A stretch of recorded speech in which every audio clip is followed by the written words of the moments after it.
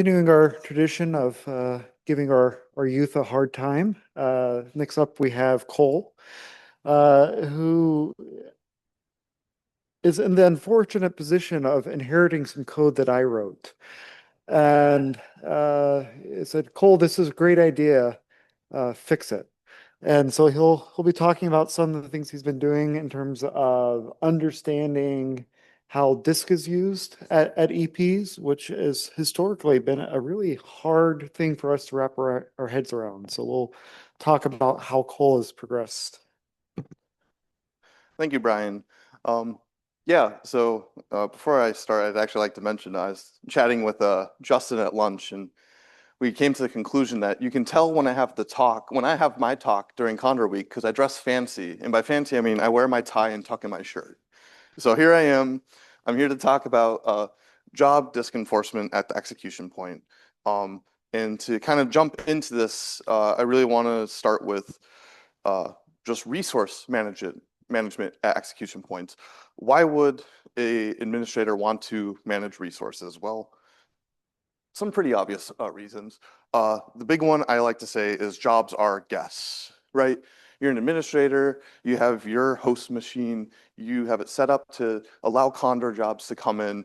You don't want users' jobs coming in and messing up your resources, or you don't want them to mess with other people's jobs on that system.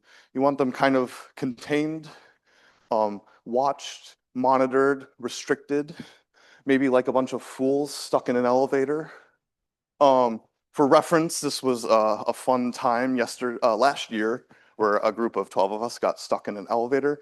If you are interested in this story, you can seek me out, or some of the various people are here this year again. But yeah, going back to resources though, what sort of resources do we manage? So here's my very hyper-realistic image of a host machine that's set up as an execution point, EP for short. Obviously, you have your wondrous CPU, your memory and RAM, your SSD disk, and your chunky GPUs for all your AI training. Currently today, we manage CPU and memory via C groups. We love C groups when it works. GPUs, we also do some clever things to hide GPUs from jobs so that they only get the GPUs they were assigned. That's done with some C groups, or I believe Greg's eBPF black magic in the C groups v2 world. But so just to make sure that I understand, and I hope it will help others, when you talk about an execution point, you look at it as an execution point in a Condor system, not an execution point deployed by a glide-in on the fly. Am I correct?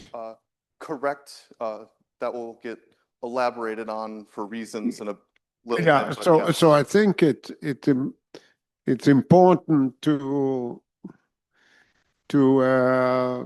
I don't know, make sure that we are all on the same page, because as I mentioned earlier, it's not clear that the execution point has C groups at its disposal. So I should assume that it's an execution point that runs as root on a host machine that was deployed by an administrator.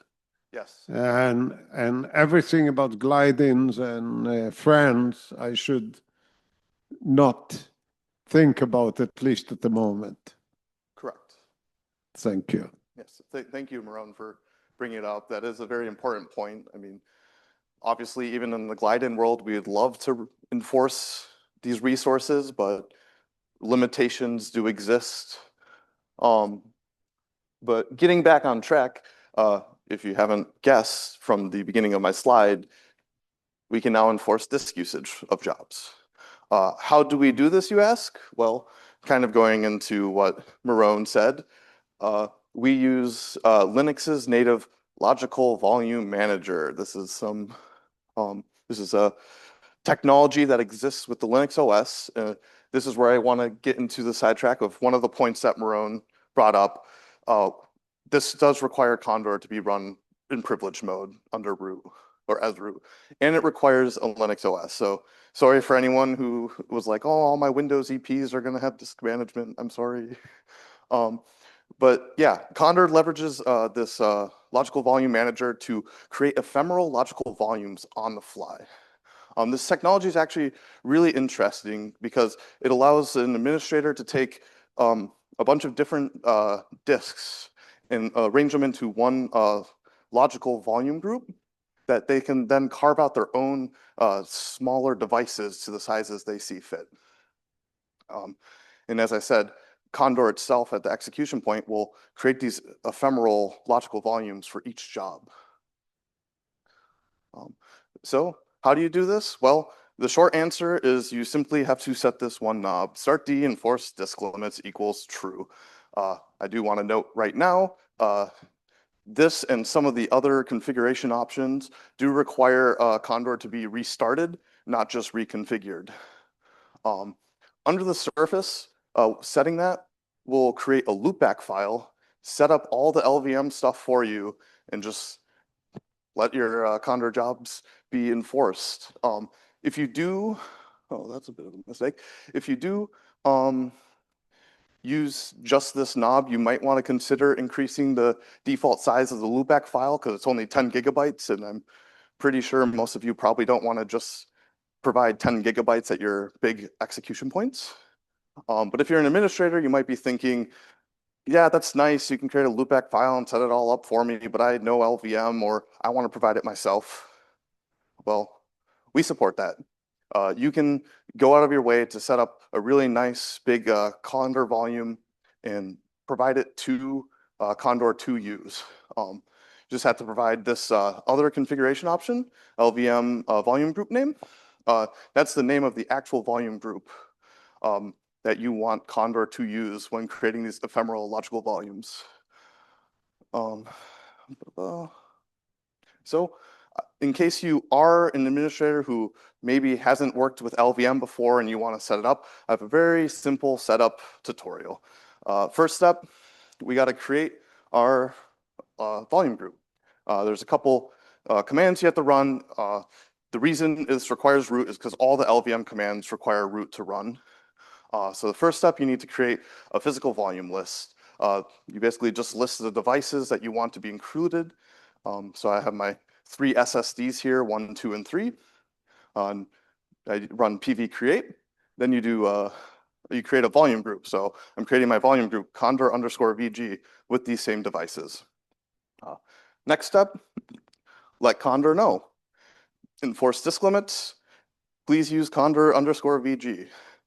Now, the really complicated part, oh wait, that's it. That was pretty easy.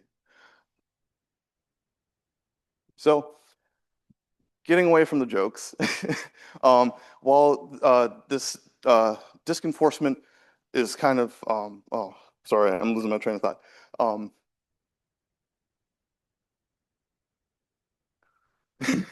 Don't laugh.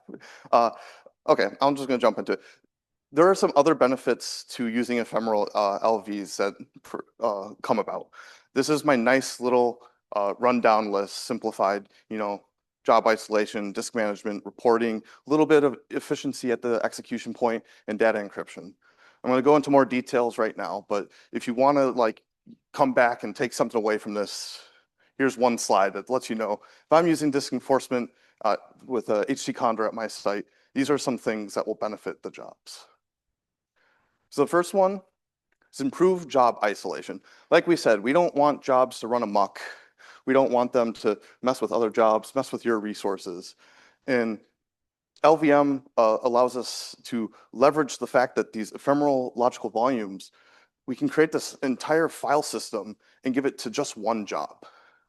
That job can do whatever the heck it wants in there, and we don't have to worry about it accidentally trying to access something in someone else's ephemeral LV. Another cool thing is we actually support mount namespaces. So when we mount these logical volumes for the user's job to run in, It's actually hidden to the world except for the job process and all of its children processes. By default, we set this knob, LVM hide mount, to auto. Why do we have an auto option, you ask? Because unfortunately, some of our jobs, Docker universe jobs, VM universe jobs, don't play nicely with mount namespaces. In the auto case, Condor will actually look at your job and inspect it and say, oh, your Docker job, you don't play nice, so I'm just gonna not make a mount namespace and just give you your LV to run in. One thing to note that's not on the slide, I apologize.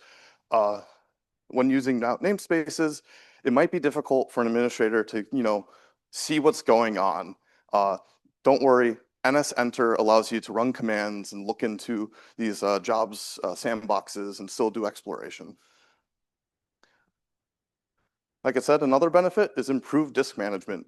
The jobs get what they ask for. Asterisks, there's some rounding and math involved, but my job comes in and says, I want 2 gigabytes, and the execution point says, nice, I'll make you a logical volume with 2 gigabytes. That's all you get. Job can't run away and take down everything. I'm sure many administrators have dealt with full disk issues before. They're never fun.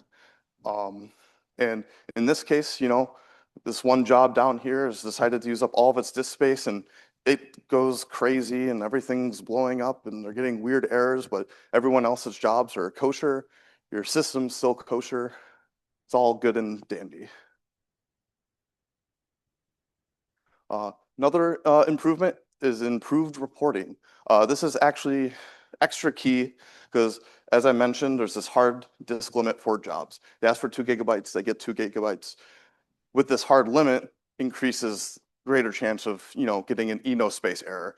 While I wish to believe that all software engineers think about how to handle, I failed to write, I'm out of disk, a lot of programs, let's be real, just blow up. I see Marone getting the mic ready.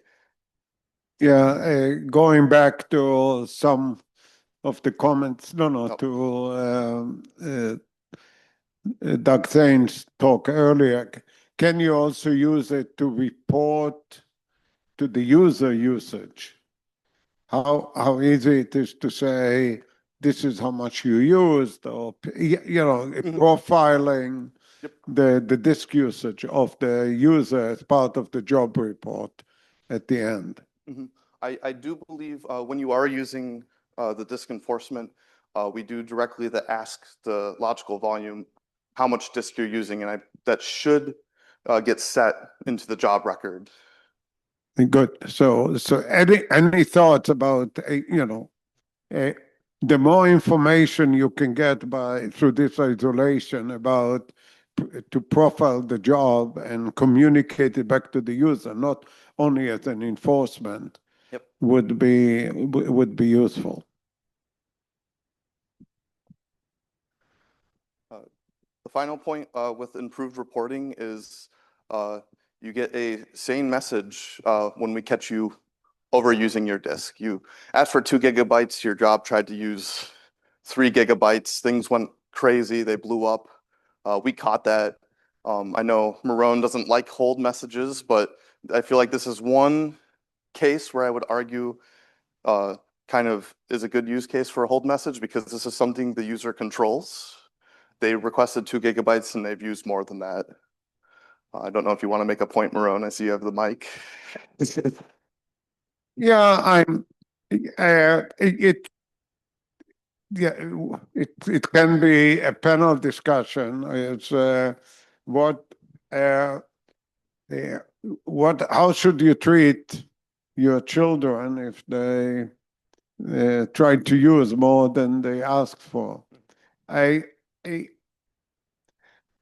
don't know what it's the same thing on memory, the same thing on CPU, and the same thing on other resources. So I would like to see, like we do in memory, potentially a way for the researcher to say, if I run out of this, requeue me with this. Mhm. But just putting it on hold,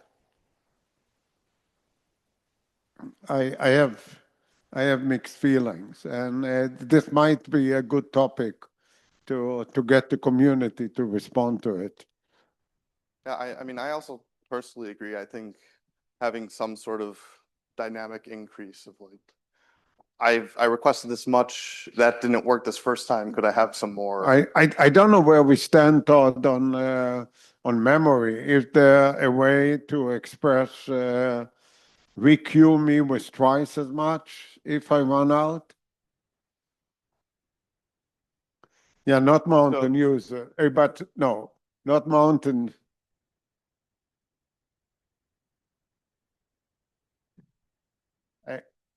There's no natural way in the JDL to say that's what I want you to do if I made a mistake in the request. That there is no first class way to do it, but that is on there.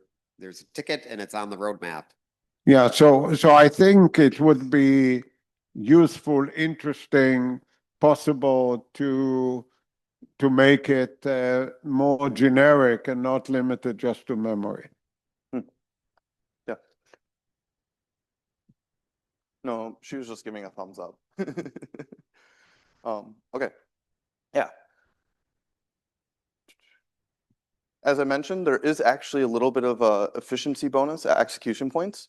So currently, we do, some disk calculations, and to do that, the HT Condor actually goes through and traverses the job's entire working directory and stats every file and adds it all up. And then, you finally have your count, and then it's like, oh, the job finished. Okay, time to go through the whole directory and slowly delete every single file as I recursively go through the sandbox. With logical volumes, pretty simple. We just do a system call. We say, hey, what's your usage of your file system? And when we're done, we just say, I don't need that LV anymore. You can just vanish it into the ether, release it back. I thought your graphic is about encouraging people to eat escargot. No, it's the evolution where all our snails are growing tires. I'm just a genius with puns. I did one unintentionally. The last benefit that I have is data encryption. For a while, we actually had encryption with Linux's Encrypt FS. That went deprecated some years ago. I don't know, Todd could probably give you the year. I don't know it.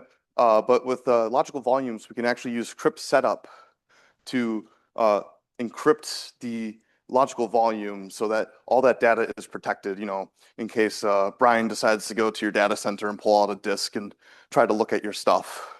If you're an administrator, you can actually say, I want all jobs that run on my host to have encrypted directories, all of them. Or if you are using logical volume disk enforcement, the user can, in their own job, express, I want my data encrypted on the execution point. And then that job will be matched with your host, but allows data encryption. And it'll run slightly different than all the other jobs, but it'll be encrypted. The final thing that I wanted to touch on is we support two modes of operation with logical volume management. One is thick versus thin provisioning. By default, we do thick provisioning. What does this mean? Those are just some random words. Thick provisioning essentially means when we create the logical volume, we carve out that disk space right then. So the user says, I need 2 terabytes of disk. We create that logical volume with 2 terabytes of disk at that moment. With thin provisioning, there's some cleverness with a thin pool and some other nuances that basically says we're going to create a minimum logical volume. It's going to be thin, starved. And as data is actually being used, we'll actually carve out more disk space and give it to this logical volume. So when you query a thin LV, it says, yeah, I have 2 terabytes of space, but under the surface, it might actually only be 1. This is kind of nice because this actually allows over provisioning of LVs. So when your job comes in and says, I want 2 gigabytes of space, we can say, okay, we're gonna add 1 GB. So when you actually go over what you requested, it's a bit cleaner and better caught. And we can let you know, hey, you've been using too much space. To turn this on, you just have to set this nifty config knob. If you do use thin provisioning and you're providing the resources to us, you'll actually have to create a special thin pool logical volume and also provide that along with the volume group. And with that, I will take any questions.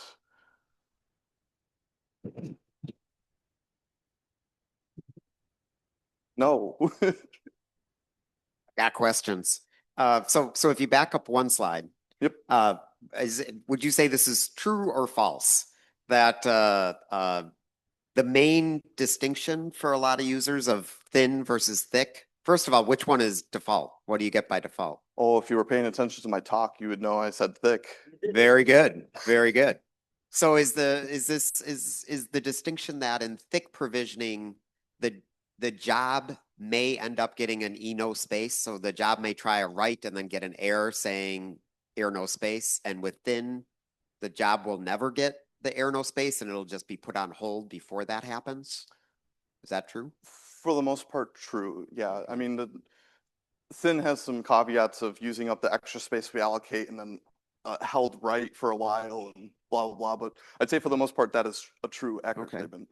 And then a few slides earlier too, the one with the that was easy with the PV creates. Oh, Right there. Since the system will automatically use loopback file systems, mhm. why should I bother with, even if it's easy, why should I bother with PV create and VG create? And I assume when I do this, I need to have enough free blocks that aren't already allocated to my mounted file system like slash and slash home. So why do any of this? Why not just turn on start the enforced disk limits equals true and specify a size and be done? Isn't that even easier than easy?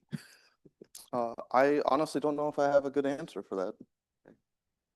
Just saying it No, would be even more easy. It is a valid point. I mean, there is some extra layers. I mean, because we create the file and then I think we try to remove it on the way out too. So that adds more layers of issues along the way of creating everything on the go. So the disk access is slower if you don't create it. Mhm. Hey there, quick question for you. Does the job ad get periodically updated with the current disk utilization? That was one feature years ago I was hoping for at some point. I believe it should be getting updated already. Does that not happen? Yeah, it's tied into the same code as what is already updating. So instead of getting deeper into the roots of the Condor starter, instead of manually counting everything, just does the quick check and then reports that usage instead of the other manual counted usage. But yeah, that should be updated periodically.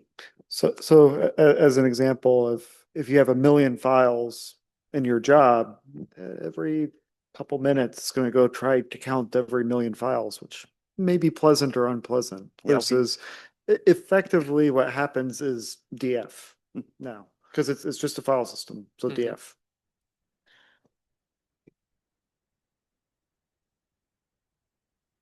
I mean, I can.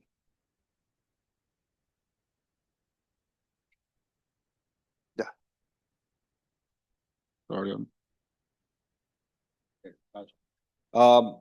is there an additional benefit to the fact that these are ephemeral, right? So that means what? The lifetime of the job, typically like no more than a couple of days. What I'm getting to is that if it's ephemeral, then you're minimizing also the risk of those logical volumes suffering from other issues like corruption, for example, right? So if it's only like a couple of days, then you are minimizing that part of the logical volume crashing itself, taking down the job without actually the job causing the problem. Yeah. Another sort of benefit to it being ephemeral is if Brian comes through and says, I want to kick everything off kick all the jobs off. We don't care about that disk space that's there anymore. We just clean it all up rapidly. I think there's, And maybe the other one I'd point out is if you enable the encryption, as soon as the computer turns off, we don't have the ability to decrypt anymore. So if you have the encryption, if somebody pulls the disk out of the host, it's just a bunch of gobbledygook. one final comment. Hello, thank you. Thank you for the report. I have a question. Is there any way or API can be called to tracing the whole jobs running during the job's lifetime? Because we have some users who might do some debugging for their programs and submit the job. He would like to know the whole memory consuming during the jobs running. So is there any way that I can call and to tracing the on-time jobs memory usage? Well, I mean, we do periodically report the actual, memory or disk usage. Yeah, both memory or disk, I guess they might have a similar way. So, for example, a program, a job maybe at the beginning consume a little memory, and during the mid time, and a lot of memory consumed and something like this. So our user would like to tracing the whole job's running usage. Yeah, unfortunately, I mean, that's not specific to disk usage, but it'd be really cool if we could. Once the job starts, you can't say, oh, I need more GPUs 30 minutes from now. It's relatively static. There is at least one feature that I don't think I've ever seen anybody use in production where you can say, I'm done with the CPUs now. You can take them back, so you can actually shrink. But getting additional resources scheduled, whether it's disk, memory, CPUs, GPUs, is a tough problem, and I don't think we've taken a crack at it. But let's thank Cole again.